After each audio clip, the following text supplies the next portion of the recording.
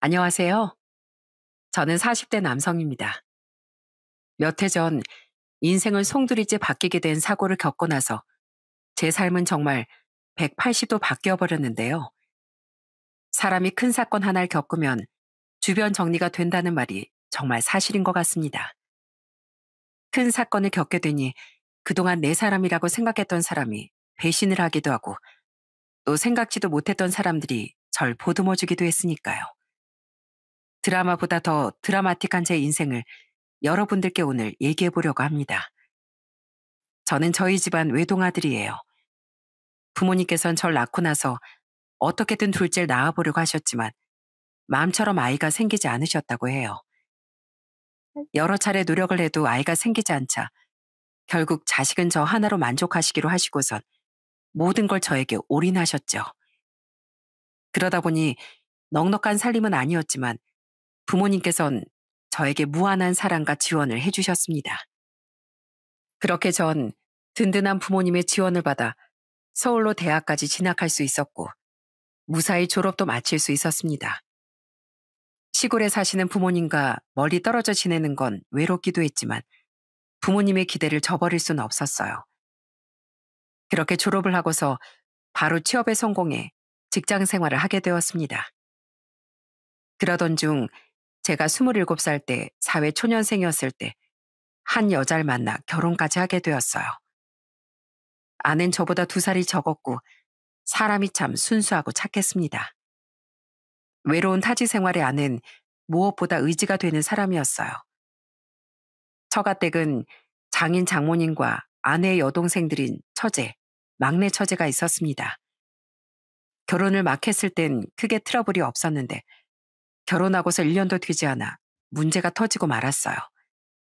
그건 바로 장인의 바람이었습니다. 그저 스쳐 지나가는 바람이었다면 말할 필요도 없었겠지만 장인이라는 사람은 정말 한 가정을 한순간에 망가뜨렸어요. 한 번은 퇴근하고 집에 갔더니 아내가 눈물만 흘리며 소파에 앉아 있는 거였어요. 전 너무 놀라 바로 아내에게 물었죠. 여보, 여보 왜 그래? 왜 무슨 일 있어? 여보, 이제 우리 엄마 어떡해? 동생들 불쌍해서 어떻게 하냐고. 아빠가, 아빠가 그 여자한테 외제차 사주고 집에 있는 돈들 다 끌어다가 쓰고 난리가 났대. 뭐? 장인어른이? 아니, 어떻게 돈을 다 가지고 가서 쓴 거야? 원래 아빠가 다 관리하고 있었어. 심지어 다 집에서 나가라면서 엄마한테 이혼하자고 으름장을 놨나 봐. 엄마가 울고불고 전화가 왔어. 이제 어떡해. 여보, 괜찮아. 일단 진정해. 우리 일단 변호사부터 알아보자. 이렇게 가만히 있다간 안 되겠어. 정말 장인이라는 사람은 여자의 눈이 돌아가 남편 노릇은커녕 애비 노릇까지도 아무것도 하지 않았습니다. 심지어 그때 당시 둘째 처제가 막 대학에 입학을 해야 하는 20살의 나이였고 막내 처제도 19살이라 입시를 준비해야 했는데 그동안 모아둔 처제들 대학 등록금까지도 다 끌어다가 그 상간녀에게 바쳤더라고요. 어떻게 아빠라는 사람이 자식들 돈까지 그렇게 쓸 수가 있는지 도저히 이해가 되지 않았습니다. 당장 둘째 처제가 대학 입학금을 내야 하는데 평생 가정주부셨던 장모님은 가지고 계셨던 여유 자금이 없었던 상황이었어요. 그래서 전 둘째 처제를 불러 얘기를 하게 되었습니다. 처제, 대학 등록금은 어떻게 하려고? 모르겠어요. 엄마도 당장 내기 힘들다고 그러시고 아빤 연락도 안 받고 그냥 내년에 재수하고 입학은 포기할까 봐요. 지금 상황에서 대학 가는 것도 웃긴 것 같고요. 그런 말이 어딨어. 얼마나 처제가 열심히 공부했는데. 그러지 말고 처제, 내가 처제 등록금 내줄 테니까 대학 가서 정말 열심히 공부해야 돼. 진짜요? 형부, 진짜 저 대학 등록금 내주실 수 있어요? 정말 고마워요. 저 꼭 대학 졸업하면 그 돈 갚을게요. 제가 어떻게든 갚을게요. 그렇게 둘째 처제 대학 등록은 무사히 진행할 수 있었어요. 그렇지만 문제는 그게 다가 아니라는 겁니다. 장모님은 한평생을 장인 뒷바라지하며 새 아이들을 키우며 아등바등 살았던 분이었고 갑작스런 장인의 바람에 한동안 기운도 못 차리시고 내내 누워 계시기만 하셨어요. 그러다 보니 그런 모습을 아내와 처제들이 보며 너무나도 마음 아파하고 슬퍼했습니다. 그걸 보면서 전 이대로 가만히 있어서는 안 되겠다는 생각이 들었어요. 그래서 제가 직접 나서서 변호사도 선임하고 장모님 이혼도 도와드리게 되었죠. 장인은 뻔뻔하게도 당시 장모님이 살던 집을 본인 명의라면 나눠줄 게 없다고 주장을 했지만 다행히 변호사를 통해 장모님 이혼 소송을 하면서 위자료와 재산 분할을 잘 받을 수 있게 되었습니다. 그렇게 이혼을 하시고서 장모님도 정말 저한테 고마워하셨어요. 한서방, 정말 고맙네. 내가 자네 아니었으면 지금쯤 남편 때문에 눈물만 흘리고 있었을 텐데 정말 고마워. 아니에요, 장모님. 당연히 제가 사인데 도움을 드려야죠. 장모님, 힘드시다고 끼니 거리지 마시고 이럴 때일수록 더 잘 챙겨 드셔야 돼요. 아셨죠? 그래, 고맙네, 고마워. 내가 우리 소라 일찍 시집 보내는 게 마음에 걸렸는데 자네한테 내가 정말 미안하네. 다 지나간 일인데요, 뭘. 장모님, 앞으로는 저도 가족으로 생각하시고 편하게 대해주세요. 사실 그때 당시 아내가 20대 중반에 일찍 결혼을 하다 보니 장모님께서 결혼을 많이 반대했었는데 그 사건 이후로 저에 대한 태도가 확 바뀌셨습니다. 그때부턴 정말 절 아들처럼 챙겨주시고 애정도 듬뿍 주셨어요. 당시 장모님은 충청도에 살았는데 한 번씩 제가 처갓집에 갈 때마다 제가 좋아하는 음식으로 상다리 부러지게 차려주시곤 했습니다. 와, 장모님, 저 오늘 배 아주 터지겠는데요. 와, 이걸 어떻게 다 만드셨어요? 제가 뭐부터 먹어야 될지 모르겠네요. 자네 좋아한다고 하는 거 내가 다 만들어 봤어. 오늘 배부르게 먹고 남은 건 내일 싸가.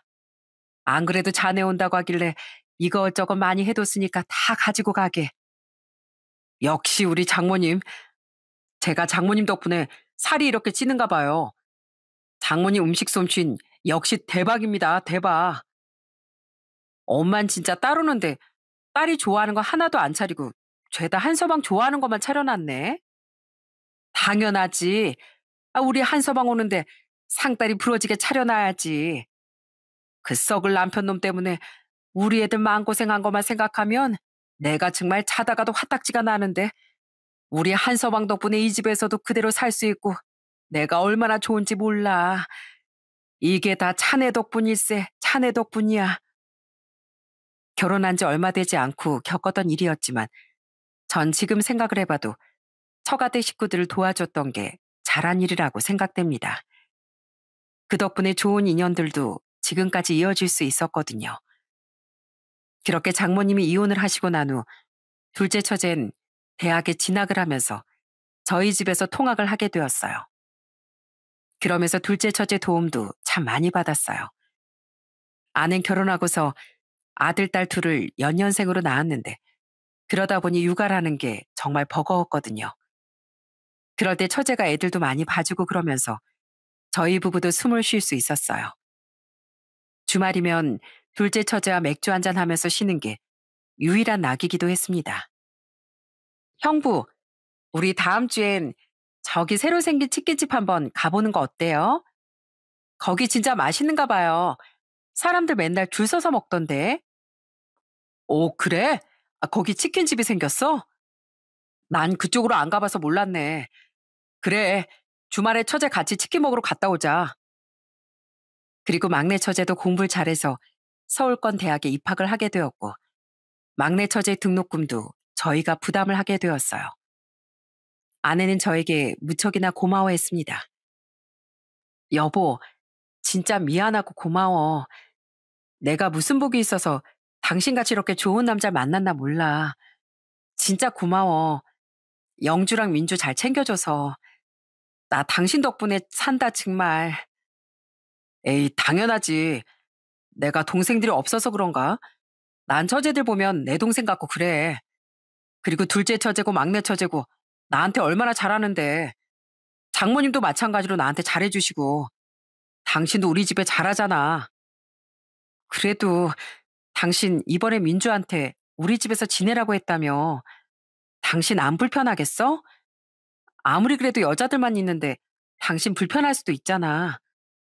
불편하긴 무슨. 난 오히려 좋아. 우리 애들도 처제들이 잘 봐주고 청소며 빨래며 알아서 척척 잘해주고 그것만으로도 난 너무너무 좋은걸? 여보 걱정하지 마. 난 괜찮으니까. 우리 다 한 가족인데 뭐 어때서. 그렇게 두 처제들과 함께 지내면서 사실 그때 그 시절은 정말 행복하고 좋았습니다. 아는 저뿐만 아니라 저희 집에도 잘하려고 노력했어요. 아는 철마다 부모님 새 옷을 사서 보내드리기도 하고 꼬박꼬박 저보다 안부 전화도 자주 했습니다. 그러다 보니 항상 어머니와 통화를 할 때면 하는 얘기가 있었어요. 상준아, 애미가 이번에 또 나 입으라고 외투 보내줬다. 저번에 바람이 쌀쌀하다면서 외투 하나 보낸다고 하더니만 아주 고급스러운 걸로 보냈더라. 아휴, 내가 이제 안 보내도 된다고 그렇게 얘기했는데 이거 고마워서 어쩌냐. 넌 이 마누라한테 평생 잘해야 되겠다. 아휴, 어머니, 제가 알아서 또 그런 건 잘하죠. 걱정하지 마세요. 그래, 사돈 처녀들 학교 때문에 니들 집에서 지낸다고 눈치 주지 말고 잘해줘. 내가 내내 너한테 형제 만들어주지 못한 거 마음에 걸렸는데 그래도 좋은 사람 만나서 북적북적 잘 지내는 것 같아서 이 엄마가 마음이 놓인다. 그렇게 결혼하고서 저희는 정말 행복하게 잘 지냈습니다. 사실 형제끼리도 같이 살면 자주 다투고 싸운다던데 저흰 그런 거 한 번 없었어요. 처제들은 대학에 가서도 공부를 정말 열심히 했습니다. 한 번은 이런 적도 있었어요. 어느 날 갑자기 둘째 처제랑 막내 처제가 밥을 먹는데 봉투 하나를 저한테 딱 내미는 겁니다. 어? 이게 뭐야? 갑자기 웬 봉투? 아, 형부, 별건 아니고요. 그냥 우리 아르바이트 한 거 조금씩 모았어요. 형부가 우리 등록금도 다 대주는데 그래도 염치 없이 이렇게 지내는 건 아닌 것 같고 앞으로 저희도 생활비 낼게요. 아이, 그런 게 어딨어. 학생이 돈이 어디 있다고. 그냥 넣어도 나중에 대학 졸업하고 돈 많이 벌면 그때 돼서 주면 되지. 그땐 아주 이자까지 쳐서 받을 테니까 지금은 못 받아. 에이, 그땐 또 저희가 알아서 챙길게요. 그러니까 지금부터 받으세요. 아이, 못 받는다니까 그러네. 그날 처제들과 식탁 위로 봉투가 왔다 갔다 거리며 얼마나 실랑이를 벌였는지 모릅니다. 진짜 끝까지 제가 돈을 받지 않으니 처제들은 나중에 제 생일 때 그걸 다 모았다가 선물이라며 주더라고요. 그렇게 마음이 참 착한 처제들이었습니다. 그런 처제들에게도 위험한 순간이 한 번 있었어요. 한 번은 두 처제가 같이 집으로 들어오는데 둘째 처제는 씩씩대면서 들어오고 막내 처제는 눈물을 흘리며 들어오더군요. 전 그 모습을 보고 너무 놀라 얘기를 했습니다. 뭐야, 왜 울고 들어와? 뭐야, 무슨 일 있었어? 뭔데? 왜 둘이 싸우기라도 한 거야? 형부, 민주가 글쎄 밖에서 어쩌고 있었는지 알아요? 아, 언니, 말하지 마. 왜? 뭔데? 뭐 무슨 일이 있었는데? 제 전 남자친구가 계속 매달리고 쫓아오는가 보더라고요. 어떻게 알았는지 집 앞까지 찾아와선 제 앞에서 매달리고 억지로 데리고 가려고 하는 걸 제가 발견해서 데리고 왔어요. 아니, 어떻게 저런 사람이 다 있대? 형부 진짜 어떻게 해요? 뭐? 누가? 누가 우리 막내 처제를 쫓아와? 알고 봤더니 막내 처제가 잠깐 대학 때 만났던 남자친구가 좀 폭력적인 성향을 가지고 있다 보니 한 달도 안 사귀고 헤어졌다고 하더라고요. 근데 그 전 남자친구가 그 뒤로 내내 쫓아오면서 만남을 강요하고 불편하게 했던 거였습니다. 전 그 사실을 알고 나서부턴 막내 처제가 집에 올 시간에 맞춰 밖에서 대기하곤 했어요. 그러다 한번 진짜 그 막내 처제 전 남친을 마주한 적도 있었답니다. 저 멀리서 막내 처제가 걸어오는데 그 뒤에서 바짝 한 남자가 쫓아오고 있더라고요. 그 모습을 보는 순간 어느 누가 화가 안 나겠습니까? 그래서 바로 달려가 소리를 쳤죠. 야, 너 뭐야? 너 뭔데 민주디를 쫄쫄 쫓아다녀? 너 뭐 하는 자식이야? 뭐예요? 누구세요? 너 이 자식 거기 똑바로 서. 내가 아주 오늘 너 아작을 내줄 테니까. 어디서 감히 귀한 우리 처제를 괴롭혀? 내가 네 정신머리 한번 고쳐줄게. 일로 와. 그렇게 제가 나서서 소리를 치니 찌질한 그 전남친은 꽁지 빠지게 도망을 치더라고요. 말 그대로 여자한테는 쓸데없이 강한 척하고 남자 앞에선 말 한마디 제대로 못하는 찌질한 녀석이었죠. 그 뒤로 그 전남친은 다신 제 눈앞에 나타나지 않았습니다. 그런 일들을 겪으면서 처제들은 저를 더 많이 따랐고 늘 든든하게 생각을 했어요. 특히나 이 사건을 나중에 아신 장모님은 절 볼 때마다 제 손을 꼭 잡으시며 고마워하셨습니다. 한서방, 고마워. 내가 우리 딸들 타지에 보내면서 얼마나 걱정이 많았나 몰라. 자네가 있어서 내가 아주 든든하네.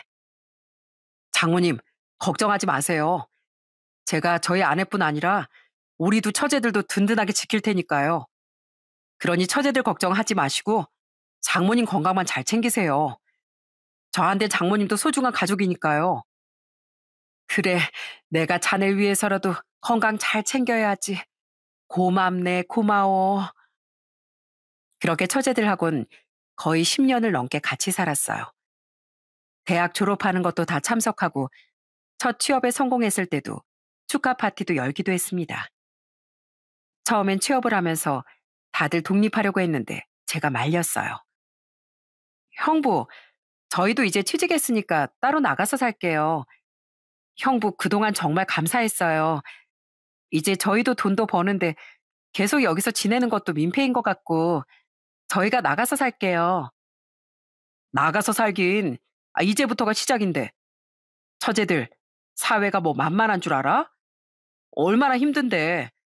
이럴 때수록 가족들끼리 똘똘 뭉쳐서 지내야지. 그리고 시집 안 갈 거야? 시집 갈 때 두둑이 결혼 자금 챙겨가려면 지금부터 살뜰하게 모아야지. 어딜 나가려고 해. 나가면 다 돈이야, 돈. 형부, 그치만 생활비도 안 받는다고 하고 염치 없이 저희가 어떻게 계속 여기 살아요. 생활비 무슨? 나중에 우리 애들 깎아나 사주고 지금은 바짝 모아서 나중에 시집 갈 때 장모님한테 손 안 벌리고 떳떳하게 시집 가. 그러면 된 거야.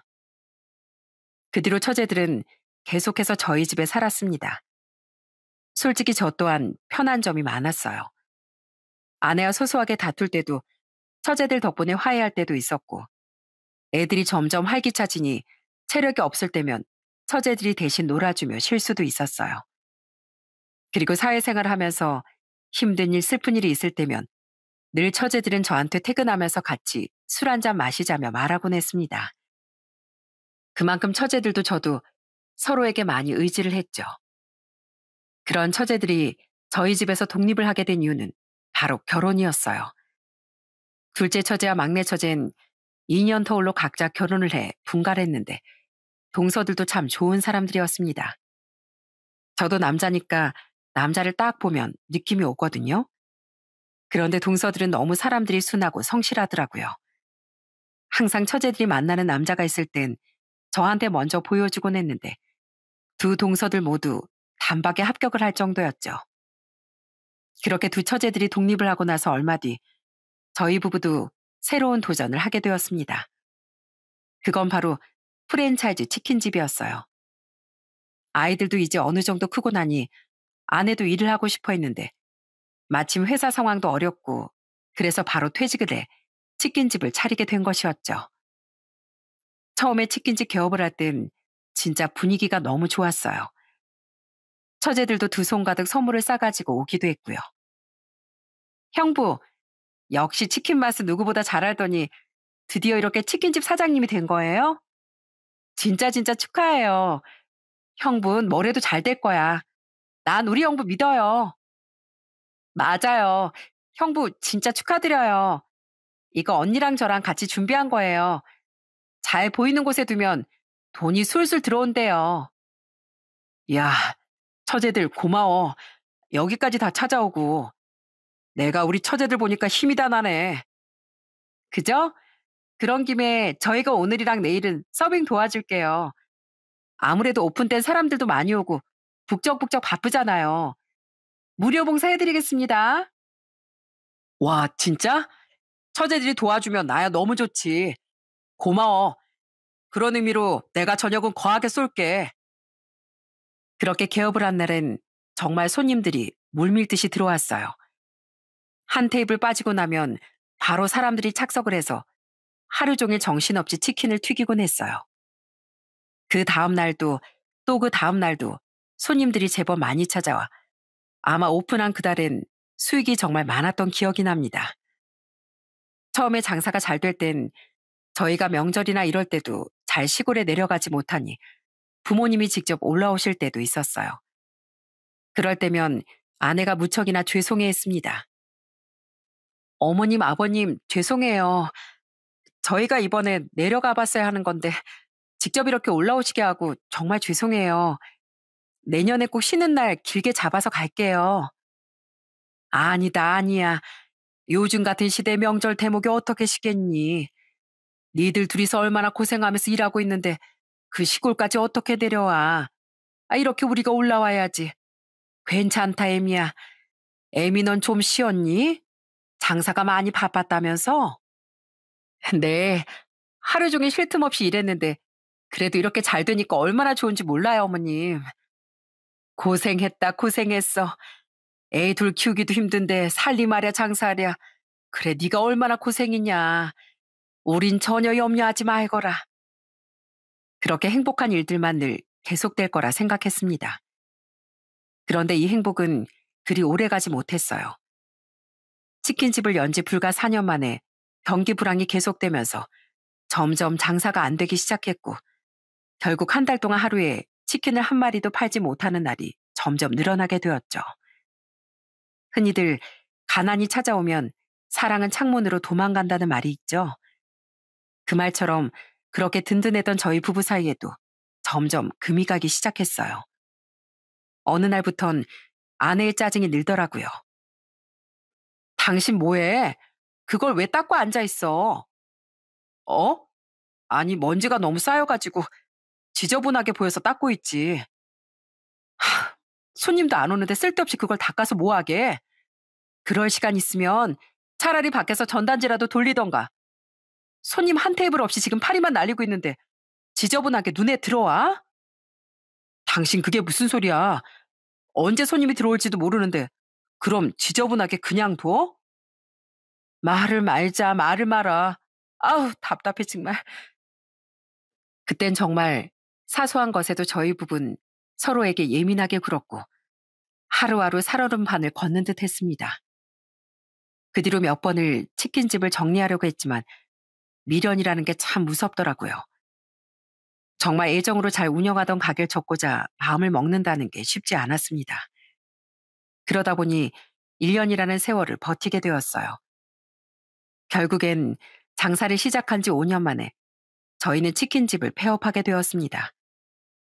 그렇게 폐업하면서 기구들이며 장비들 다 처분을 해봤지만 남는 건 어마어마한 빚밖에 없더라고요. 그때부턴 아내와의 갈등이 점점 더 깊어졌습니다. 아내의 모든 원망이 저에게로 쏟아지더라고요. 특히나 공과금 고지서가 나오는 날이면 아내는 더더욱 예민해졌습니다. 이번 달에 가스비가 왜 이렇게 많이 나온 거야? 뭘 얼마나 썼다고? 여보, 왜? 가스비가 많이 나왔어? 그래, 보고도 모르겠어? 아니, 애들은 다 학교 가고 집에 있는 거라곤 당신이랑 나밖에 없는데 무슨 가스비가 이렇게 많이 나와? 그나저나 당신 직장은 구하고 있는 거야? 아니, 하다못해 일용직이라도 나가야지. 알아보고 있어. 뭐 이 나이 취업한다고 해서 바로 취업이 되는 줄 알아? 나도 다 알아보고 있다고. 그러게, 왜 치킨집을 하자고 해선 진짜 그냥 멀쩡히 다니던 회사 그대로 다녔으면 지금쯤이면 연봉이 얼마나 높아졌겠어. 뭐? 아니, 당신이 퇴직금 받고 치킨집 하자고 먼저 얘기했으면서 지금 무슨 소리 하는 거야? 됐다, 됐어. 또 이것도 내 잘못이지? 당신한테 말 꺼낸 내가 잘못이지, 내가. 아휴. 그때부턴 아내와 서로 웃으며 얘기를 한 적이 언제였는지 기억이 나지 않을 정도로 저희 부부의 사이는 무척이나 나빴습니다. 전 어떻게든 빚을 갚고 생활을 해보려고 취업이 되는 직장에 바로 들어가게 되었고, 밤엔 배달 알바를 하게 되었어요.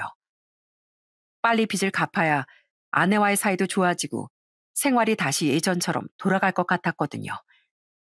그렇지만 투잡을 뛴다는 건 정말 체력적으로도 정신적으로도 힘든 일이었어요. 잠도 충분히 자지 못하니 한 번 아프기 시작하면 거의 일주일 내내 알아야 했고 몸이 나아질 틈이 없었습니다. 그래도 어떻게든 버티려고 노력했던 것 같아요. 그러던 어느 날 눈이 펑펑 내리는 날이었습니다. 눈이 오면 사실 배달을 하시는 분들도 많이 없고 배달 단가도 그만큼 비싸게 올라가죠. 그러다 보니 전 그날 어떻게든 한 건이라도 더 해보려고 욕심이 나기 시작했습니다. 눈길이 좀 미끄럽긴 했지만 조심조심 운전을 하면 괜찮을 거라 생각했던 게 화근이었죠. 배달을 마치고서 돌아가는 길이었는데 결국 미끄러져 큰 사고가 나고 말았습니다. 차량 밑으로 다리가 깔리게 되면서 전 바로 기절을 했고 응급실로 실려가게 되었어요. 정신을 차렸을 땐 이미 제 다리 한쪽은 없는 상태였습니다. 정말 며칠 동안은 큰 상실감과 고통에 몸부림쳤어요. 시골에서 올라오셨던 부모님도 제 상태를 보시고선 무척이나 슬퍼하셨죠. 상준아, 이게 무슨 일이라니? 어떻게, 어떻게 우리 아들 다리가, 우리 착한 아들한테 어떻게 이런 일이. 상준아, 괜찮냐? 애비가 미안하다. 네가 이렇게 힘들 줄도 모르고 애비로서 어떻게든 널 도왔어야 하는 건데 정말 미안하다. 미안해. 이게 다 애비 탓이다. 내 잘못이야. 내 잘못. 너무나 가슴 아파하시는 부모님을 보면서도 그땐 전 아무런 말도 할 수 없었어요. 그저 잘 살려고 했던 것뿐이었는데 왜 저한테 이런 일이 생기는 건지 하늘이 너무도 원망스러웠죠. 그렇게 몇 달을 병원에 입원하는 동안 정말 많은 사람들이 제 병실을 오고 갔습니다. 매일같이 아이들과 처제들 동서들이 계속 방문을 해 저를 살폈고 돌봐줬어요. 그런데 이상하게 아내는 입원 초반에만 병원에 오고 나중엔 거의 오질 않더라고요. 한 번은 아침에 깨어나 보니 둘째 처제가 병실에 와 있더라고요. 어? 처제, 언제 왔어? 왔는지도 몰랐네. 아침은 먹었어? 아직 언니 안 왔나? 형부, 언니 일이 바빠서 못 온대요. 그래서 어제 전화 왔길래 제가 대신 왔어요. 형부, 내가 그래서 언니한테 한 소리 했어요. 어떻게 형부가 이렇게 누워있는데 옆에 내내 있어야지 일하러 가냐고. 그래? 나한테 말이라도 해주지. 저제, 언니가 요즘 힘들겠어. 나 대신 일하려고 하니까 계속 바쁘네. 지금까지 형부가 얼마나 힘들게 일했는데 언니가 좀 일할 수도 있는 거죠 뭐.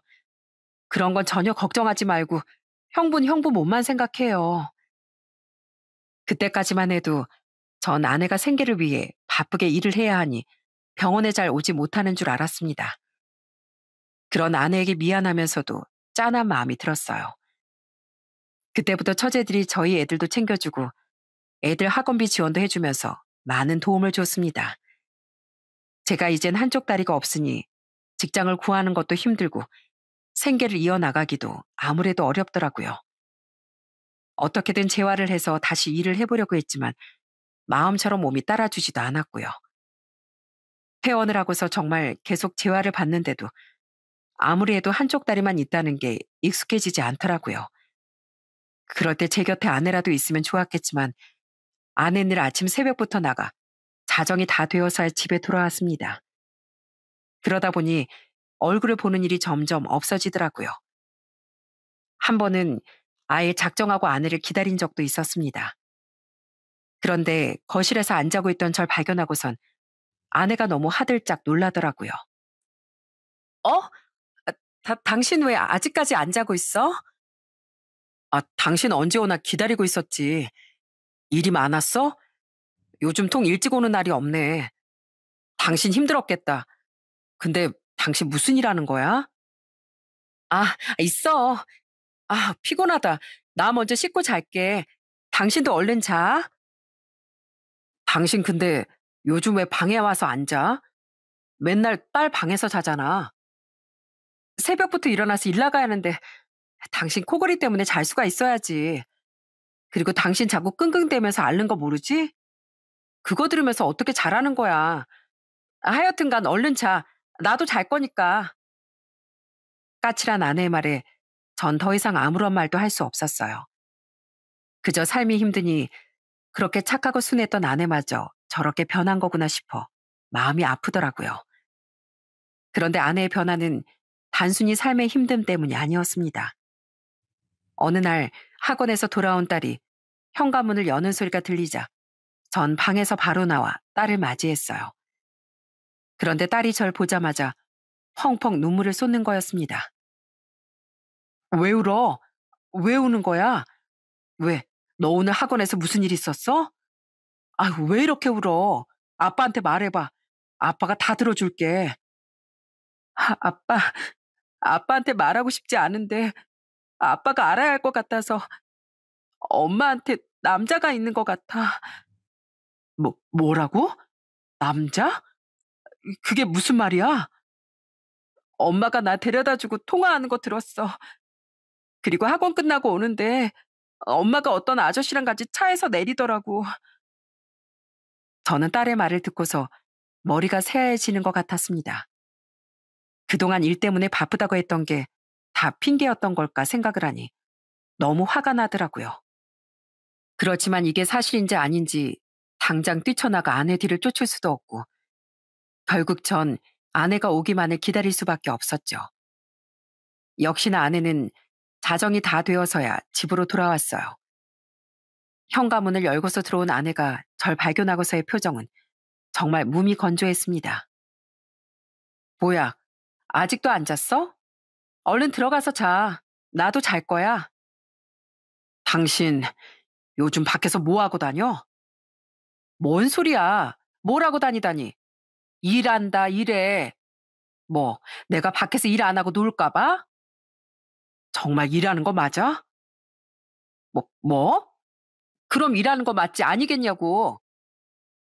피곤해 죽겠구만. 쓸데없는 소리 하고 있어.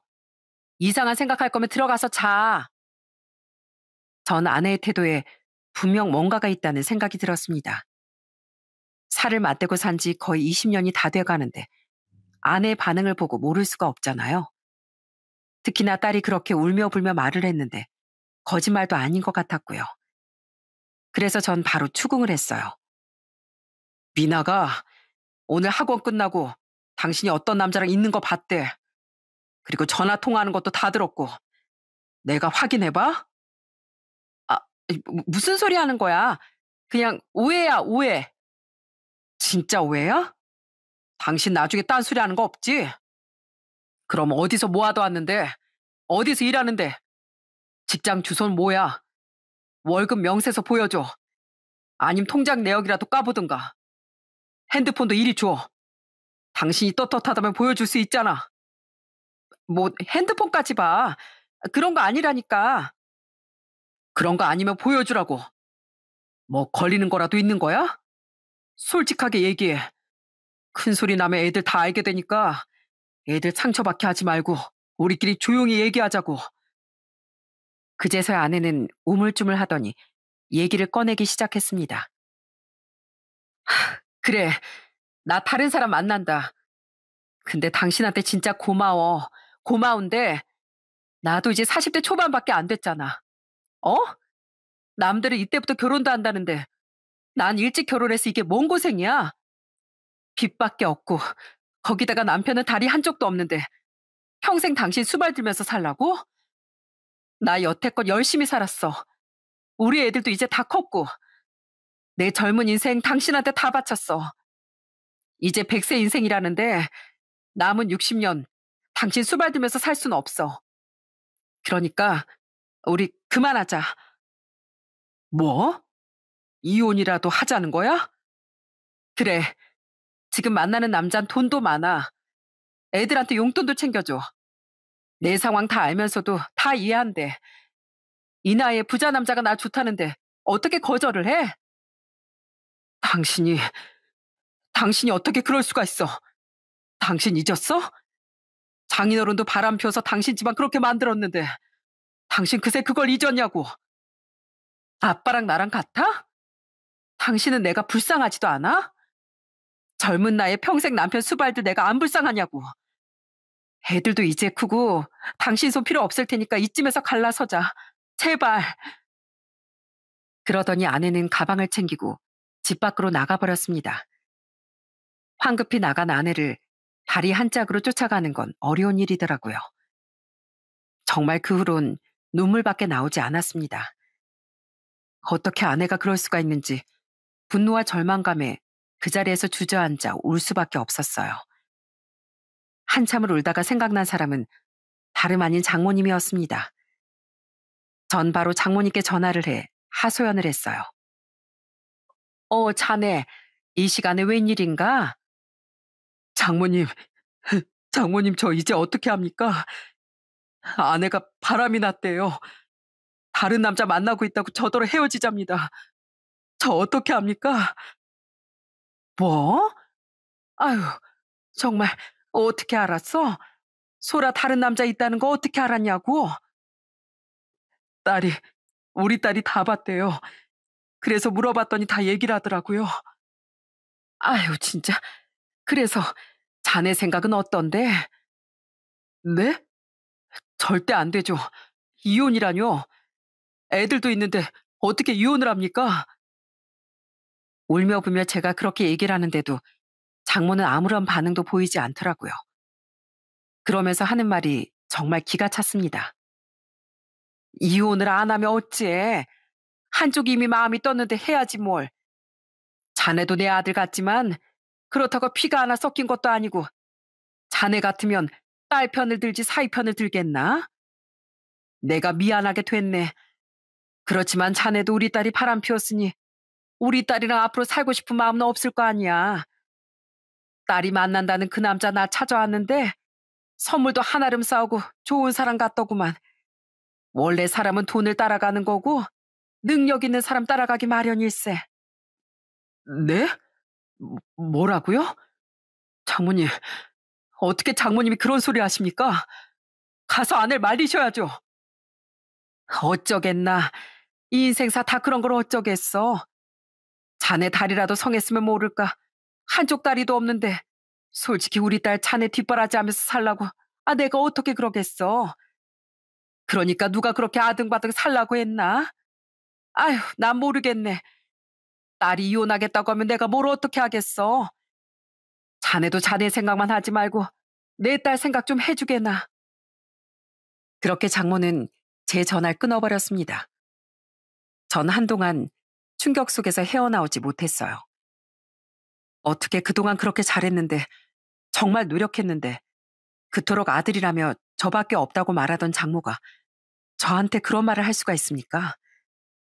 너무 원통하고 분통해서 피눈물이 나올 것 같았어요.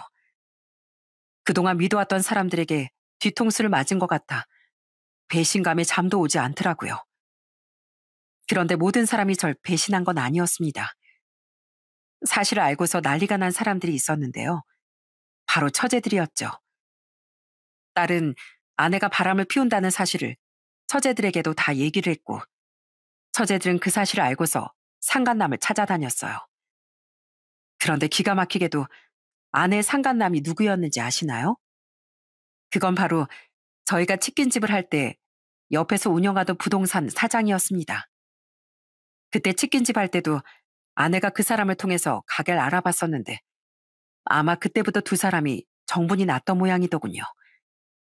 그걸 알고서 처제들과 함께 전 그 부동산을 찾아갔습니다.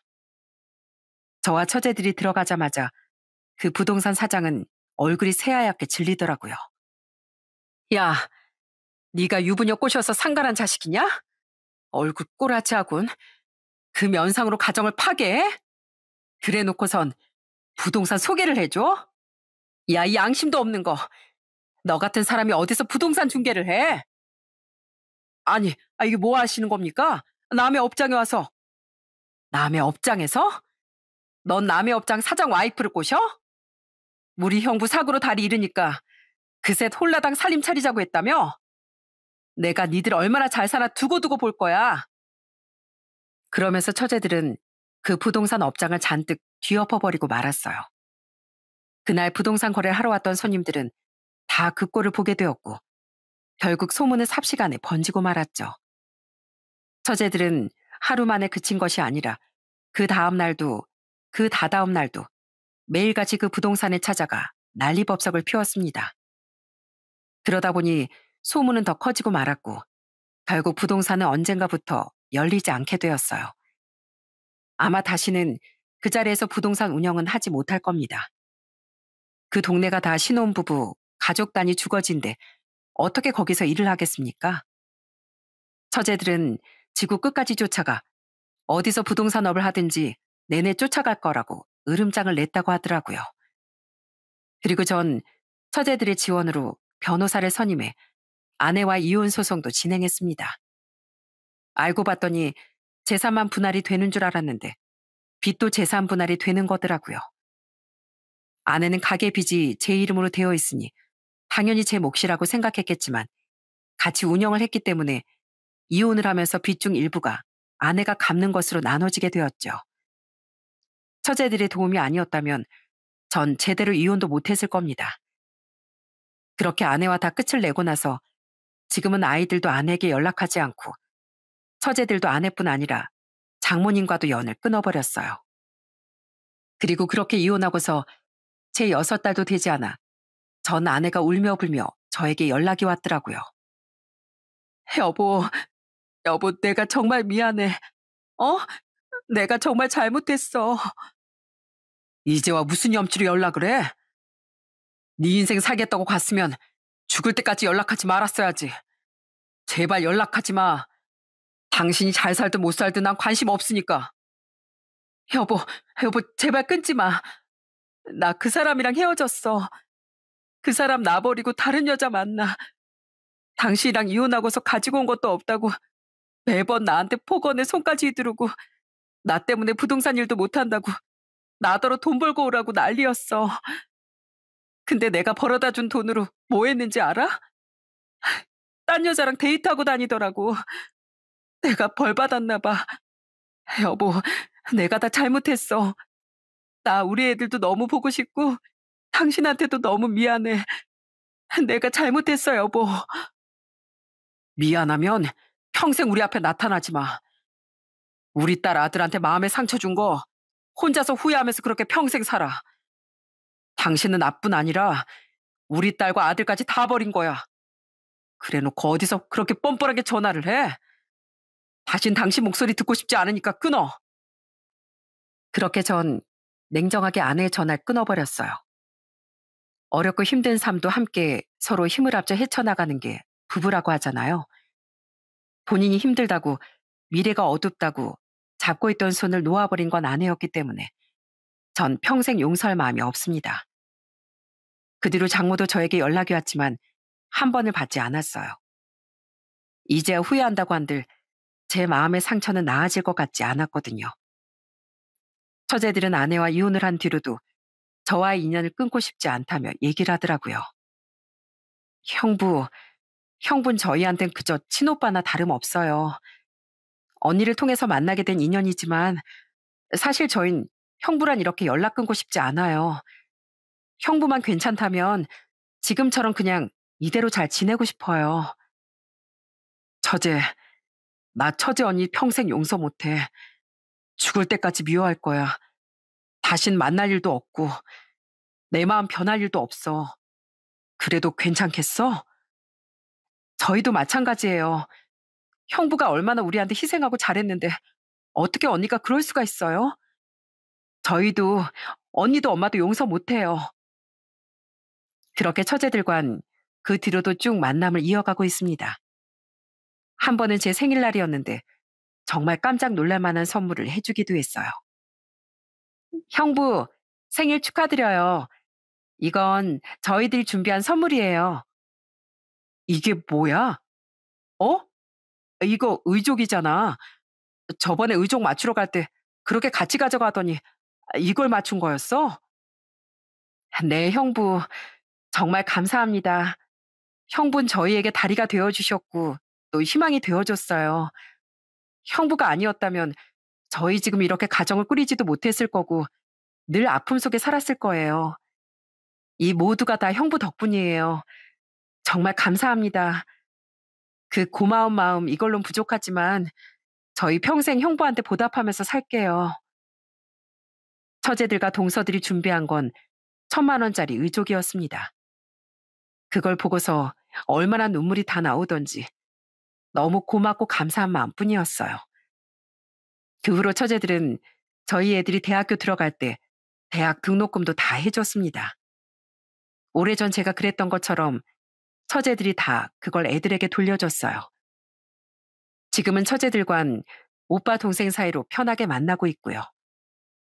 주말마다 늘 집에 와선 잔소리를 어마어마하게 늘어놓고 가는 처제들이랍니다. 오빠, 뭐야 반찬도 하나도 없고? 도대체 뭐 먹고 사는 거야? 밥은 해 먹고 살아? 사람이 밥을 먹어야지 힘이 나지. 와, 냉장고가 어떻게 이렇게 비어 있대? 아우, 안 되겠다. 민주야, 우리 가서 시장 좀 봐와야겠어. 아이, 됐어. 애들도 이제 다 기숙사 가서 없고, 나 혼자서 밥 먹는데 무슨 반찬을 매번 그렇게 산더미처럼 해놓고 가. 됐어. 너희들 해오는 것만 먹어도 충분해. 충분하게 무슨? 냉장고는 항상 꽉꽉 차 있어야 든든한 거야.